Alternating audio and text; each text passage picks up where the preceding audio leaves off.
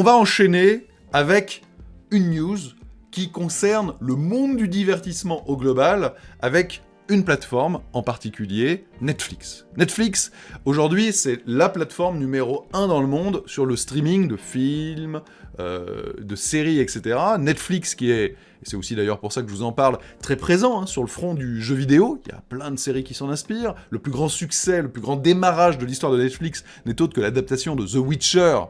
Par exemple, là vous pourrez me dire, oui mais The Witcher c'est quand même un livre, je suis d'accord, mais à l'intérieur de son adaptation, il y avait quand même pas mal de choses que l'on retrouvait de l'adaptation déjà en jeu vidéo. Eh bien, ils ont annoncé un chiffre tonitruant, la preuve, voilà, ils viennent de franchir la barre des 200 millions d'abonnés à travers le monde. C'est tout simplement phénoménal. Alors, en vérité, c'est 203,6 millions, si on veut être tout à fait précis. C'est donc définitivement la plateforme la plus populaire au monde en concernant le streaming. Je pense, même si évidemment c'est dans un autre univers et avec beaucoup moins de temps, que Xbox par exemple avec son Game Pass, qui aujourd'hui a annoncé 15 millions d'abonnés, rêve de franchir la barre des 50, puis des 100 millions, etc. Alors ce qui est intéressant, c'est de voir qu'avec plus de 200 millions d'abonnés par exemple, ils ont généré 25 milliards de dollars de chiffre d'affaires en 2020, c'est pas mal. Vous aurez noté aussi qu'au fur et à mesure des mois et des années, le prix de l'abonnement n'a cessé d'augmenter. C'est souvent le cas sur ce genre de plateforme. On commence à très bas prix pour faire plein d'abonnés, puis au fur et à mesure on augmente. Voilà, mais c'est aussi pour faire du contenu.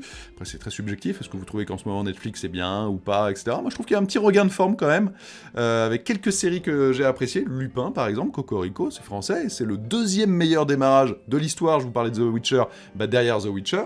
Voilà.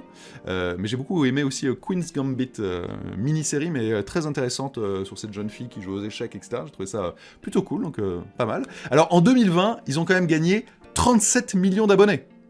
Ah oui, c'est pas rien quand même, 37 millions d'abonnés. Mais, il faut toujours faire les forces et les faiblesses. Ils ont ultra bénéficié de la première partie de la pandémie. Les gens étaient chez eux, confinés pour la plupart, pas qu'en France, et donc ils se sont abonnés à ce genre de service, dont Netflix.